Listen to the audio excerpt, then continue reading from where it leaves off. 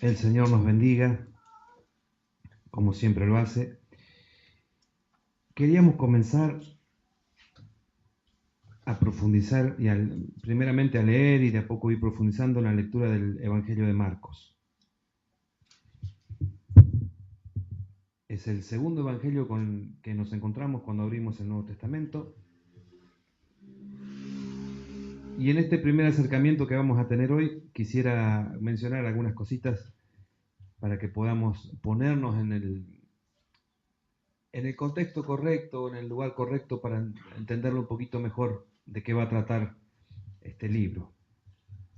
Y espero que después de la culminación de la lectura de este libro podamos nosotros realmente ser mejores discípulos, que es lo que perseguimos, ¿no? Eso es lo que desearíamos, ser mejores discípulos del Señor Jesucristo. Como lo decíamos el otro día, se le ha atribuido ya desde el inicio casi del cristianismo que el escritor de este libro ha sido Juan Marcos. El otro día veíamos que es mencionado allá en el libro, al final del libro de Colosenses, estábamos terminando ese libro, y aparece Marcos y es mencionado como una persona que es muy útil para la obra de Pablo. Pero decíamos también que no fue siempre así, sino que había tenido un momento en su juventud, Juan Marcos, que es sobrino de Bernabé, había tenido un momento de discusión, no él, sino Bernabé, justamente su tío, por querer llevarlo, y Pablo no lo quería llevar, porque se había vuelto en una de esas misiones que tuvieron, se había regresado sin haber podido realizar esa misión y había entorpecido los planes de evangelización en una zona. Juan Marcos es también mencionado en varios evangelios como el hijo de una de las Martas que aparecen, de las Marías, perdón, que aparece en la Biblia, que son varias. Y esta María, que es la mamá de él, es una señora que tiene muchos bienes y entre esos bienes dispone de una casa para que cuando Jesús anduviera por ahí en la zona, él y sus discípulos pudieran descansar. Así que es alguien que conoce el cristianismo desde sus orígenes, conoció a los discípulos, conoció al Señor Jesús, era muy chico en esa época, pero ha estado en contacto con ellos desde su más tierna juventud, podríamos de alguna forma decir. Veíamos también cómo el Evangelio llegó a la vida de Marcos y ese que en un momento fue inútil, ahora en el final de Colosenses, Pablo lo llama como alguien que también es de muchísima utilidad, al igual que Onésimo, si se acuerdan la semana pasada, para el desarrollo de la obra cristiana. No solo es compañero, colaborador de Pablo, sino que en alguna de sus epístolas Pedro se dirige a él como mi hijo. Así le dice, mi hijo. O sea que estamos ante la presencia de un hermano que tuvo la increíble posibilidad de conocer en profundidad el cristianismo desde los discípulos, así, pero pasó mucho tiempo con Pedro y pasó muchísimo tiempo con Pablo. O sea que conoce en profundidad el mensaje del Señor Jesucristo. Todos los eruditos y los comentaristas concuerdan de que lo que más vamos a escuchar en el libro de Marcos, que es el evangelio más antiguo que tenemos, es la voz de Pedro. Marcos está todo el tiempo recordando, haciendo memoria de lo que Pedro le ha enseñado. Eso es más que nada lo que vamos a estar viendo. Es decir, el mensaje original del Señor Jesús ahí desde un discípulo que pasó muchísimo tiempo con él. Se calcula que aproximadamente entre el año 64 y 67 después de Cristo fue escrito este libro, desde Roma, para gente que no tenía un trasfondo judío, para gente que no conocía de las cosas judías, para gentiles como nosotros. Eso es como una cosita histórica muy breve para ver. Sirve esto para ubicarnos un poco en tiempo, en espacio. Si bien fue destinado originalmente para estas personas, a lo largo de la historia es un libro que ha bendecido a todo aquel que lo ha leído y rogamos que el Señor a través de la lectura de este libro también nos bendiga y nos ayude a crecer. Quisiera ir leyendo lo que se conoce como el prólogo de Marcos, que es del capítulo 1, desde el versículo 1 al 15. Solamente después me voy a detener en una frase del versículo 15, pero quisiera ver un poquito qué va a mostrarnos Marcos. Una cuestión que nosotros tenemos que saber y tener muy clara es que en los evangelios no hay palabras que sobren, no hay palabras que estén ahí puestas porque no tenían... Todo tiene una función acá adentro, todo es importante. Marcos, desde el 1 al 15, dice así: principio del Evangelio de Jesucristo, Hijo de Dios, como está escrito en Isaías el profeta. He aquí yo envío mi mensajero delante de tu faz, el cual preparará tu camino delante de ti. Voz de que clama en el desierto, preparad el camino del Señor, enderezad sus sendas. Bautizaba Juan en el desierto y predicaba el bautismo de arrepentimiento para perdón de pecados. Y salían a él de toda la provincia de Judea y todos los de Jerusalén, y eran bautizados por él en el río Jordán, confesando sus pecados. Y Juan estaba vestido de pelo de camello y tenía un cinto de cuero alrededor de sus lomos y comía langostas y miel silvestre. Y predicaba diciendo: viene tras mí el que es más poderoso que yo, a quien no soy digno de desatar encorvado la correa de su calzado. Yo a la verdad os he bautizado con agua, pero él os bautizará con Espíritu Santo. Y aconteció en aquellos días que Jesús vino de Nazaret de Galilea y fue bautizado por Juan en el Jordán. Y luego, cuando subía del agua, vio abrirse los cielos y al Espíritu como paloma que descendía sobre él. Y vino una voz de los cielos que decía: tú eres mi Hijo amado, en ti tengo complacencia. Y luego el Espíritu le impulsó al desierto. Y estuvo allí en el desierto 40 días, y era tentado por Satanás, y estaba con las fieras, y los ángeles le servían. Después que Juan fue encarcelado, Jesús vino a Galilea predicando el evangelio del reino, diciendo: el tiempo se ha cumplido y el reino de Dios se ha acercado, arrepentíos y creed en el evangelio. Este es el primer anuncio escrito del evangelio, es la primera vez que se deja un registro escrito para la iglesia acerca del mensaje del Señor Jesucristo.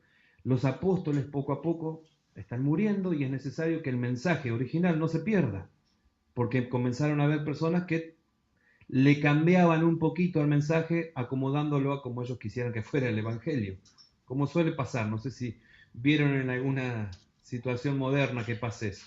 Todo el tiempo pasó en la historia eso. Entonces, siempre, siempre, siempre, para estar sabiendo que uno justamente está en el mensaje que el Señor nos dejó, hay que ir a la Escritura. Ahí está el mensaje original y ese no nos desvía, ese nos lleva por el camino correcto. Si ustedes me acompañan un poquitito más a leer, vamos a leer el comienzo de otro de los evangelios, y ahí nos va a dar con muchísima, muchísima claridad un panorama de cómo era este mundo en el que está haciéndose este anuncio del evangelio. Lo que vamos a leer es un poquito del evangelio de Lucas.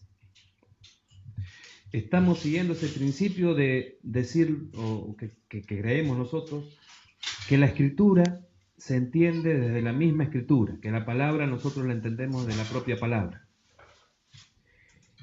Y hay en el texto de Lucas, capítulo 3, del 1 al 3, algunos datos que nos van a llevar a entender con más claridad qué estaba pasando cuando el Señor Jesús llega. ¿Cuál es la situación de esa época? Dice Lucas 3, del 1 al 3.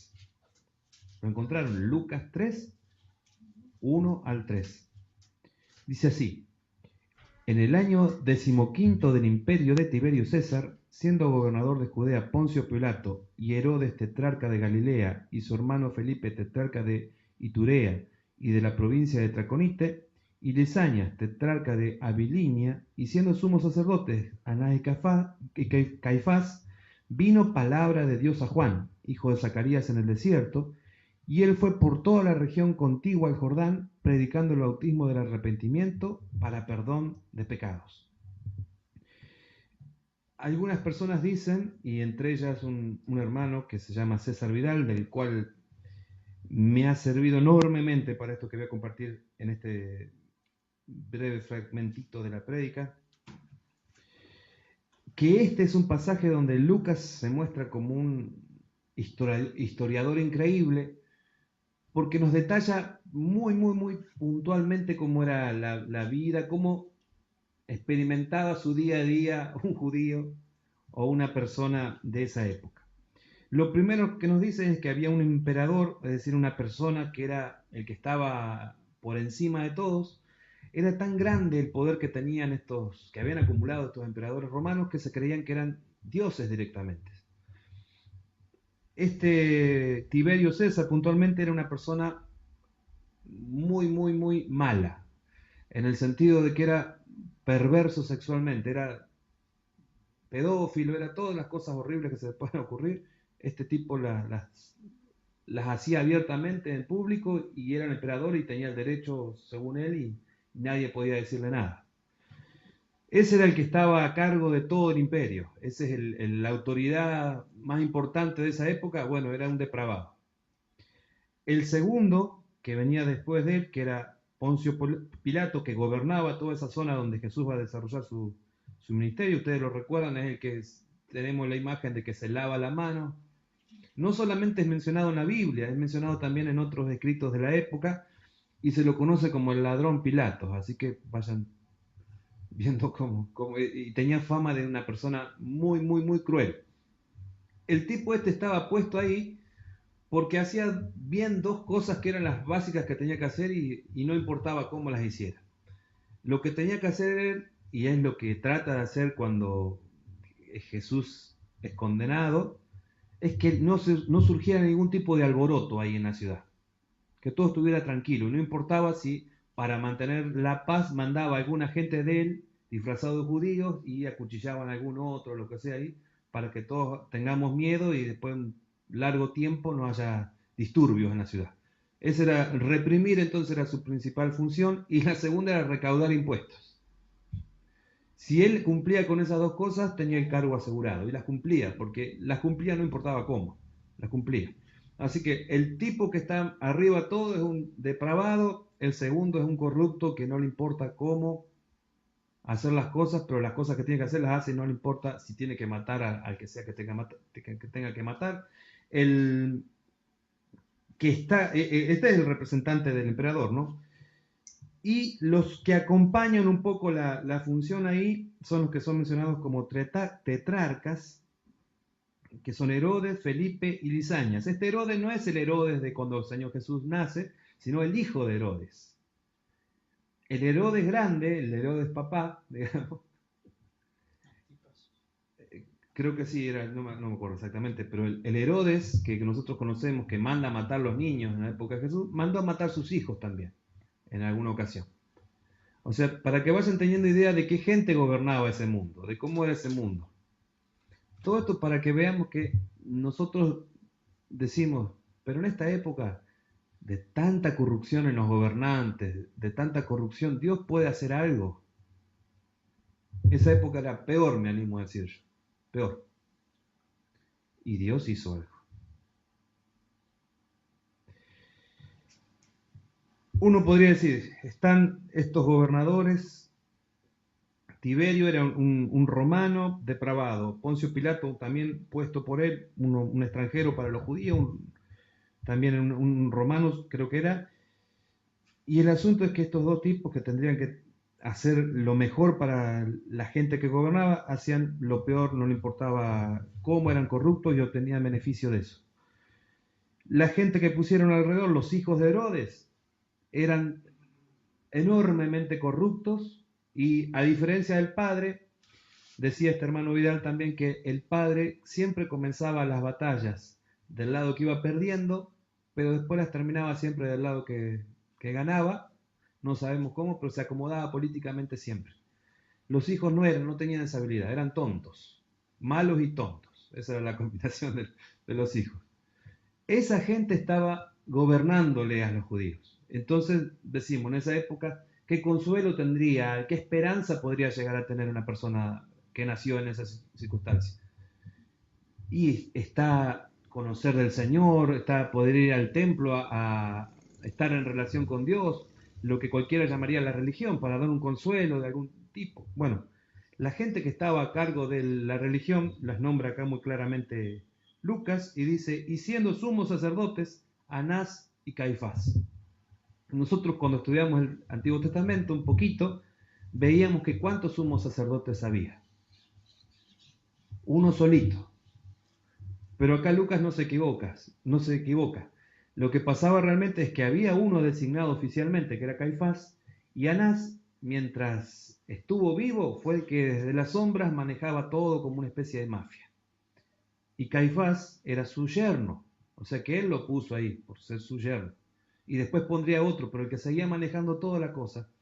Es decir, que estamos hablando de gente que está dentro de la religión también, o dentro del templo, tratando, o su función sería acercar a las personas a Dios, y en realidad son tan corruptos como la gente que está gobernándoles. Es una época de enorme corrupción, y acá en este cachitito Lucas lo retrata. Toda la gente se ha corrompido, se ha extraviado del Señor.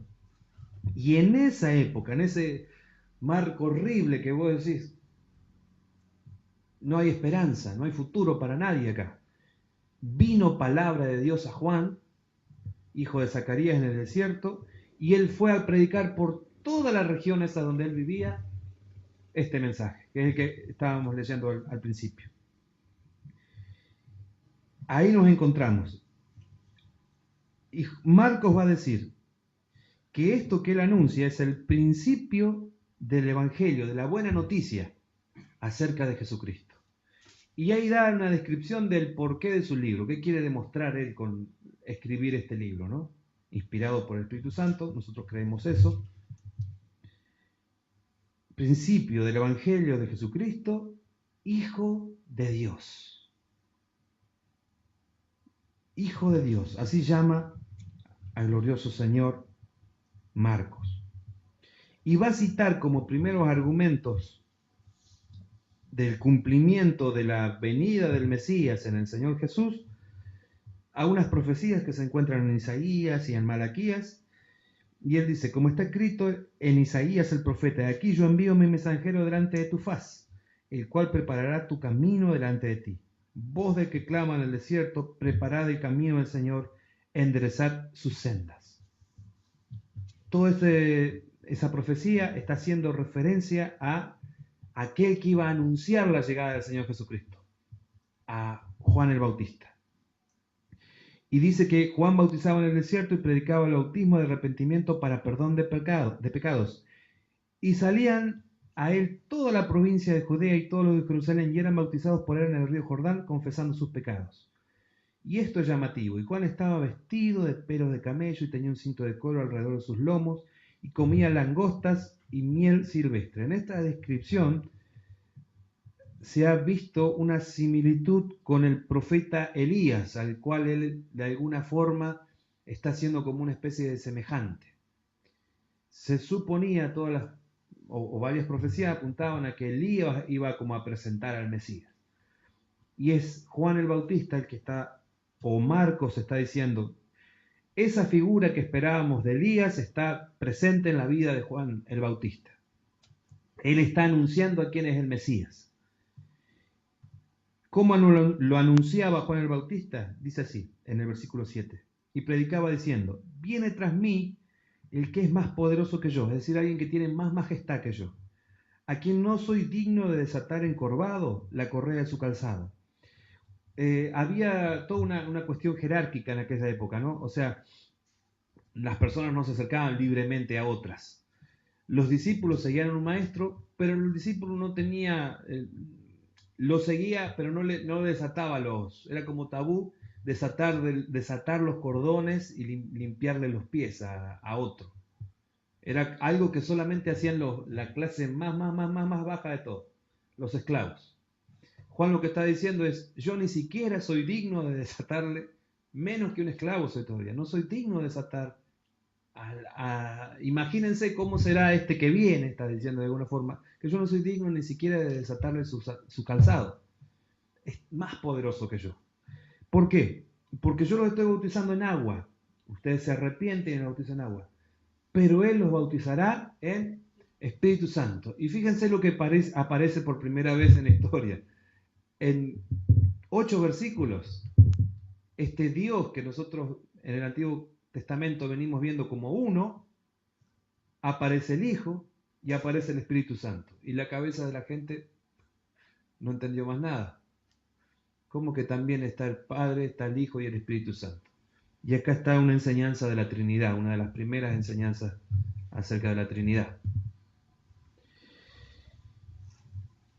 Aparece el Señor Jesús finalmente. Aconteció en aquellos días que Jesús vino de Nazaret de Galilea y fue bautizado por Juan en el Jordán.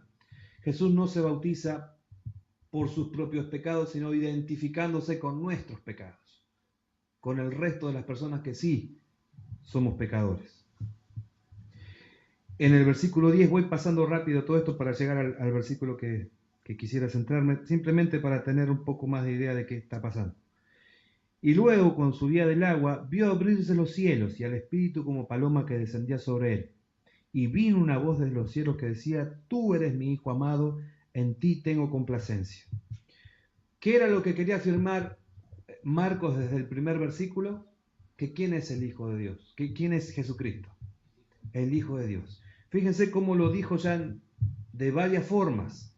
Acá una voz que escucharon ahí dice, afirma lo mismo, que Jesús, o Dios mismo está diciendo que Jesús es su Hijo amado y que en Él se complace. En el versículo 12 dice: y luego el Espíritu le impulsó al desierto, y estuvo allí en el desierto 40 días, y era tentado por Satanás, y estaba con las fieras, y los ángeles le servían. Es bastante simbólico esto de los 40 días. Algunos lo relacionan con los 40 años que atraviesa Israel en el desierto y falla. Prueba tras prueba, falla. Pero el Señor Jesús resiste todas las tentaciones y vence. El Señor Jesús sí es el pueblo de Dios. Y todo aquel que esté unido a Él es pueblo de Dios también. Ahora sí quiero llegar al 14 y 15. Después que fue Juan encarcelado, Jesús vino a Galilea predicando el evangelio del reino de Dios y diciendo, y son tres cosas que el Señor va a anunciar, algunos dividen la última en dos, yo quiero hablar solo de una hoy. El mensaje del Señor Jesucristo era el siguiente: que el tiempo se ha cumplido, es la primera, que el reino de Dios se ha acercado y por lo tanto nosotros tenemos que arrepentirnos y creer en el evangelio. Por eso yo a todo esto le puse tiempo, reino y evangelio. Primera parte sería esta. Porque hay muchísimo más para ver, pero vamos a ir de a poco. ¿Cuánto tiempo esperaban los judíos que el tiempo llegara? ¿Saben ustedes? Muchísimos, cientos de años. Está incluso profetizado, si ustedes me acompañan, a Génesis, al primer libro de la Biblia. En Génesis 49, 10,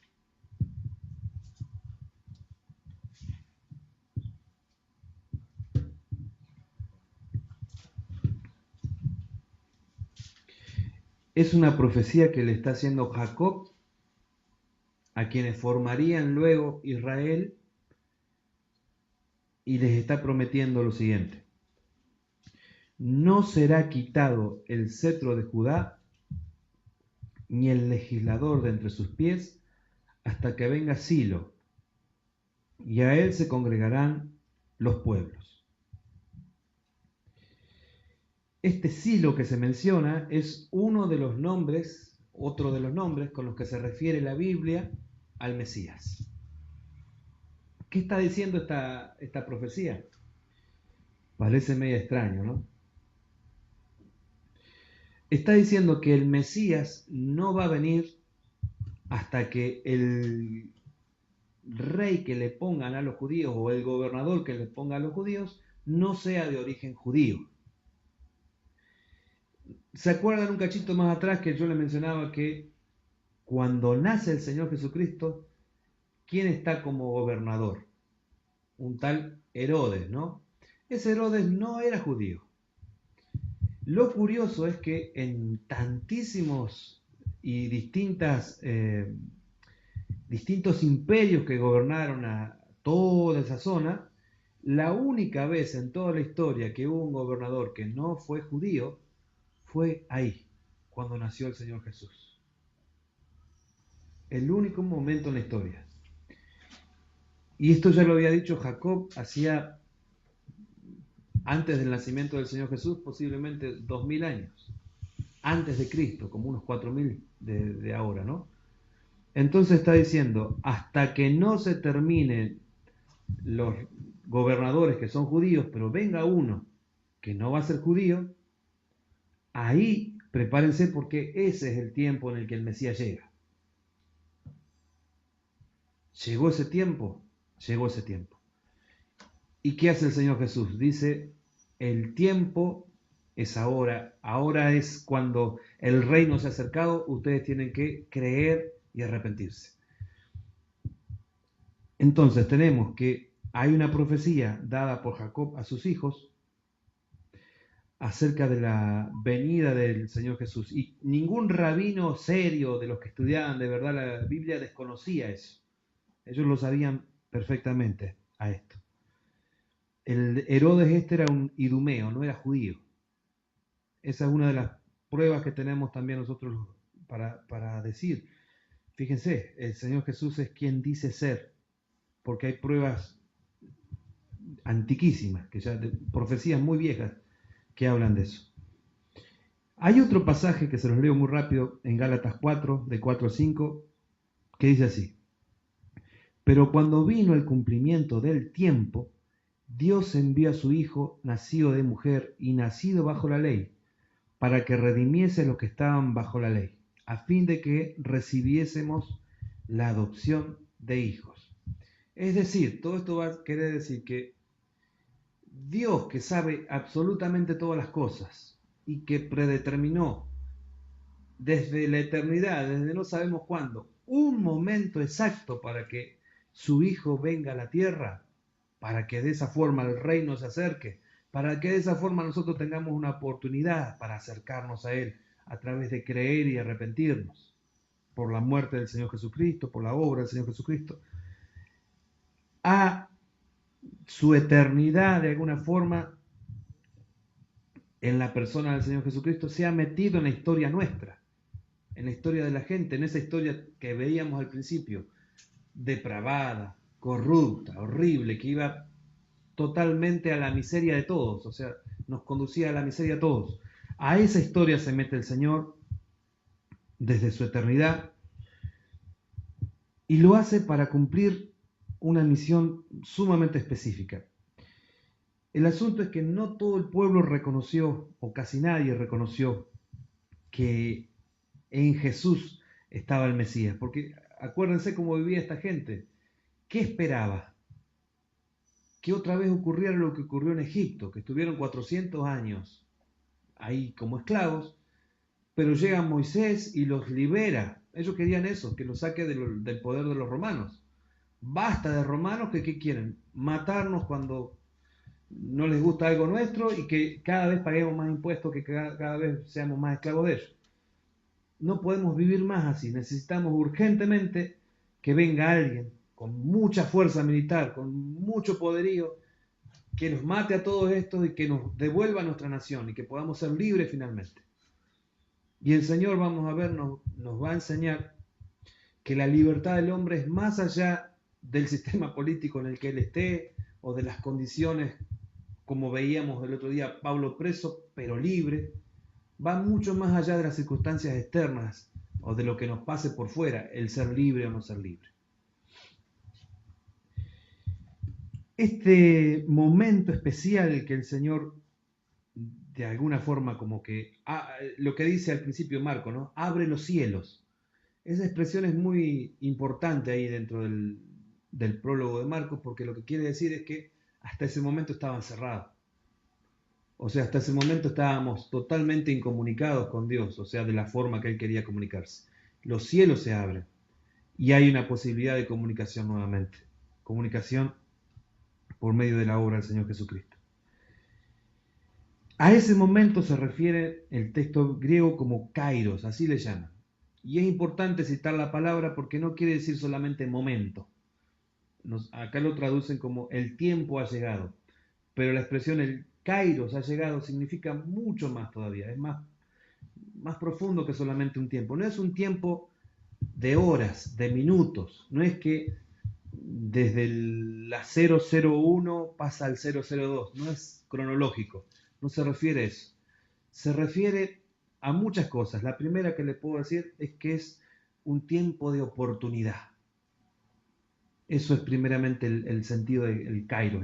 Un tiempo de oportunidad en el que las personas pueden ahora, por medio del Señor Jesucristo, relacionarse con el Padre. Es ese momento de oportunidad. Es también un tiempo de crisis. Así lo definen algunos. Crisis quiere decir no que todo está mal, sino que está habiendo un cambio muy profundo después del cual las cosas no van a volver a ser iguales. Va a cambiar completamente la situación. Es un tiempo de ruptura con algo que estaba establecido y con algo nuevo que va a surgir. Es el tiempo ahora de la gracia. Eso se está habilitando, eso se está poniendo en funcionamiento, ¿no? La disposición de la gracia no solo para los judíos, sino para todo aquel que crea. Un estudioso que se llama Alberto Roldán dice, no se trata de un tiempo cronológico. En el tiempo de los hombres irrumpe el tiempo de la salvación, la oportunidad del obrar de Dios para salvar al hombre. Es también el tiempo apropiado, el tiempo justo, el momento preciso. De todas esas formas se puede definir. También nos dice el texto que es el tiempo perfecto, pleno, justito. El reino, eso de lo cual va a venir a hablarnos el Señor Jesús y lo que le ocupa la enseñanza de montones de parábolas, tratando de explicarnos a las personas qué cosa es el reino, eso que parece algo distante, vago, algo que está quién sabe dónde, esa que ya diremos identificando bien cómo la palabra lo enseña, el reino se ha acercado. Eso es lo que el momento este está hablando. Se abre esa oportunidad, está más cerca nuestro. El reino se ha movido de una vaga distancia a una posición cercana. Eso dice Alonso Díaz. ¿Qué podemos aprender de qué lecciones podríamos aprender o repasar o recordar acerca de este tiempo de Dios? Es la misma palabra que se usaba ahí en Gálatas, ¿no? Pero cuando vino el cumplimiento del tiempo, cuando vino el kairos de Dios, cuando vino el momento oportuno, preciso, exacto de Dios. ¿Qué podemos aprender de simplemente esas expresiones? ¿Qué es lo primero que nos viene a nuestro pensamiento? Porque lo que Cristo viene a hacer, esta irrupción en la historia y este traer el reino, no hay ningún poder que lo pueda frenar. No hay nada que lo pueda detener. Dios determinó en la eternidad que ese es el momento y ese es el momento, ahí comienza. Y nada, ni que Herodes trate de matar al Señor Jesús, ni que después traten de detener la predicación que los discípulos del Señor Jesús comienzan a hacer, nada detiene el inicio y el avance del reino de Dios. Esto que nace con la predicación ya de Juan el Bautista, anunciando, si ustedes comparan lo que Juan el Bautista predicaba con lo que el Señor Jesús predicó, van a ver que es el mismo mensaje. Es el anuncio del reino. El reino ha llegado. Ha llegado ahora. Dios es lo primero que podemos aprender. Dios es quien está en control del tiempo. De todas las cosas que ocurren, o sea, la organización de la historia está en las manos de Dios, de alguna forma podríamos decir. Las cosas malas también, pregunta alguien. Nosotros sabemos que las cosas malas ocurren por el pecado del hombre. O sea, si alguien entrara acá y nos matara a todos, sería Dios que lo permite de alguna forma, pero es la maldad que está en el corazón de ese hombre el que lo lleva a cabo, no Dios que lo manda a que nos mate o que mate a alguien. Seguramente en este momento hay algún hermano que está siendo muerto por su fe. Y es la maldad del corazón del hombre el que está llevando a cabo eso. Como veíamos también que el Espíritu lo lleva al Señor Jesús a un lugar, pero no es el Espíritu el que lo tienta. Es Satanás quien es el tentador. Dios está en control entonces del tiempo y de la historia. Segunda cosa que podemos ver es que ya desde el Génesis estaba profetizado esto. Yo cité Génesis 49, pero hay una promesa en Génesis 3 o 4, por ahí, al principio.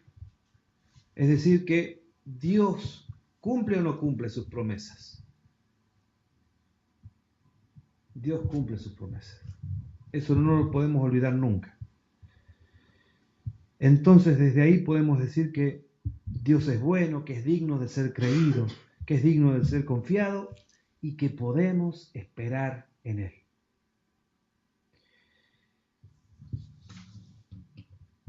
Si miramos nuestro tiempo, vemos que hay políticos corruptos, hay gente que está en distintas denominaciones que a veces se llaman cristianas, a veces se llaman de otra forma, que también se han corrompido, que también hacen cosas perversas en muchos casos. Y sin embargo, Dios, a pesar de todas esas cosas que nosotros vemos como oscuras, Dios sigue obrando. Eso es importante que no lo perdamos de vista. Dios, a pesar de las cosas que puedan ocurrir, sigue actuando en la historia y en nuestra historia. Si podemos creer que Dios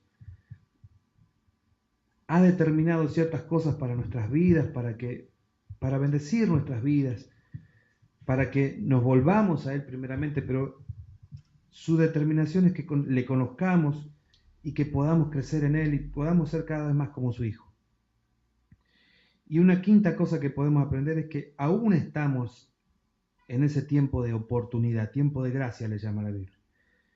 Tiempo donde el reino se ha acercado y lo que nosotros mejor podríamos hacer en este tiempo es aprovecharlo conociéndolo más al rey de ese reino y dando a conocer este reino a otros que todavía no lo conocen. Son varias de esas cosas que va a estar tratando Marcos.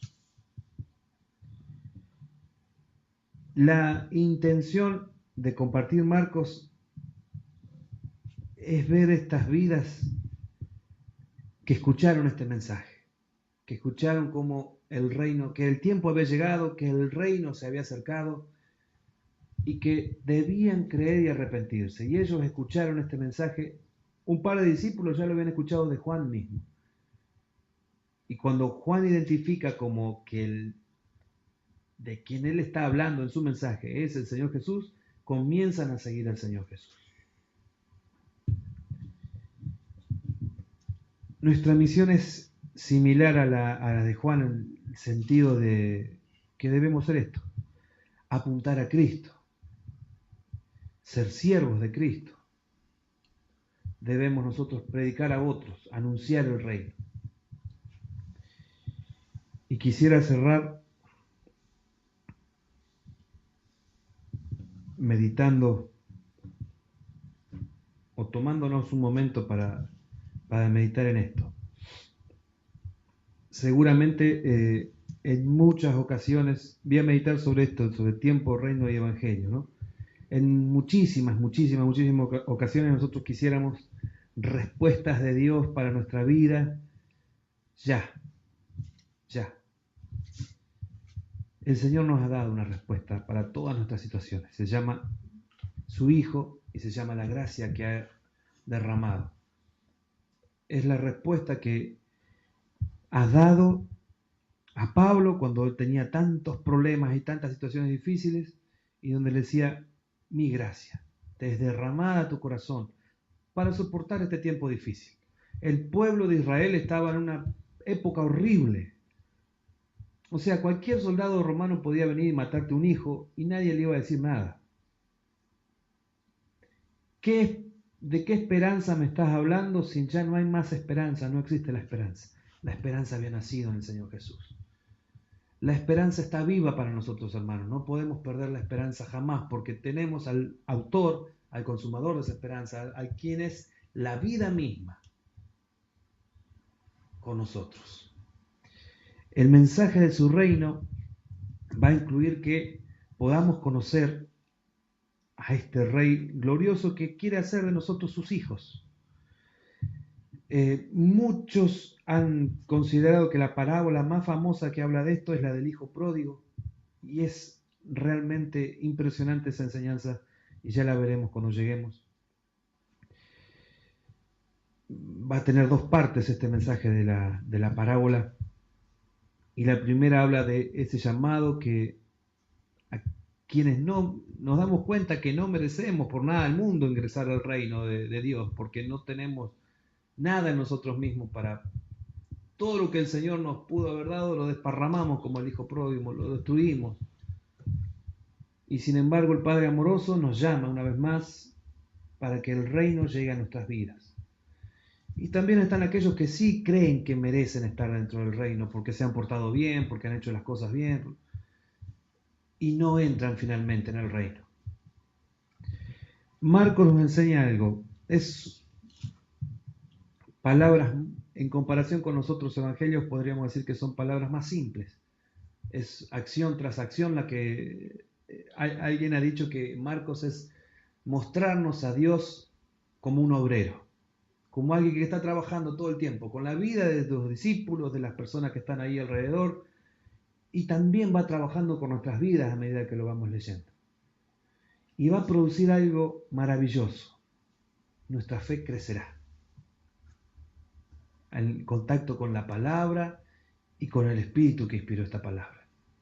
Y esa es la meta que perseguimos, que nuestra fe crezca, que podamos ver en todas estas historias y recordar y tener mayor claridad de quién es el Señor Jesús, el Hijo de Dios. Pero ¿qué significa que Él sea el Hijo de Dios? Y que quiere hacer de nosotros hijos de Dios también. ¿Por medio de qué? Por medio del anuncio de su buena noticia, el Evangelio. ¿En qué va a consistir? Creer y arrepentirnos. Dejo así como un montón de preguntas y cosas sin cerrar para ir cerrándolas de a poco en las próximas acercamientos o aproximaciones o como le llamemos. Señor, gracias por mostrarnos en tu palabra cómo estás en control de toda la historia, Señor, de toda la historia. Podemos dudar, Señor, de muchas cosas que nos pasan, podemos dudar de si estamos caminando bien en esto, mal en aquello, pero no podemos dudar de que vos sos el Hijo de Dios, Señor, y que nos has llamado, y que deseamos, Señor, caminar siendo tus discípulos cada día.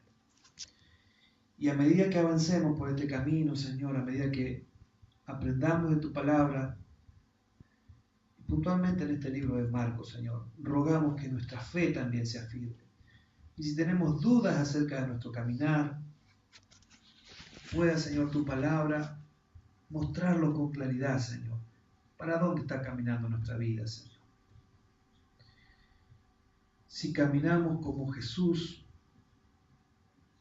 rumbo a cumplir su misión, o fuimos como el pueblo de Israel que ante la tentación caímos y todavía estamos dando vuelta en ese desierto, Señor. No queremos permanecer en esa situación, queremos ser totalmente libres para cumplir la misión que nos has encomendado, Señor. Padre, yo ruego que cada uno de mis hermanos, Padre Santo, sea enormemente bendecido al poder compartir juntos este libro, Señor. Señor, ruego que en tu misericordia nos ayudes a quienes pondremos de tu palabra para poder dar mensaje tuyo, Señor. Ayúdanos, Señor, a crecer en ello. Ayúdanos, Señor, y sosténnos cada día, Padre. Rogamos también por cada hermano, Señor, que cada domingo trata de dar de tu palabra a tu pueblo, Señor. Que sea siempre tu palabra. Y que nunca permita, Señor, que aquellos que tenemos que dar tu palabra, seamos denunciados por la propia palabra, como el Señor Jesús lo hizo también en este libro, como que en vez de estar dando de tu mensaje, estaban comerciando con la fe, transformando tu casa de oración en una cueva de ladrones, Señor. Que no sea así nunca en este lugar, Padre. Cuida y protege, Señor, a tus hijos de ellos. Guárdales, Señor. Guarda a mis hermanos, Padre Santo. Señor, rogamos que nos des de tu gracia y que nos des sensibilidad espiritual para escuchar tu voz, Señor, en tu palabra, y que en este tiempo que podamos compartirlo juntos, Señor, seamos edificados para gloria tuya, para bendición de nuestros hermanos. Señor, ruego que guardes la vida de mis hermanos en esta semana y que podamos seguir meditando juntos en tu palabra, Padre.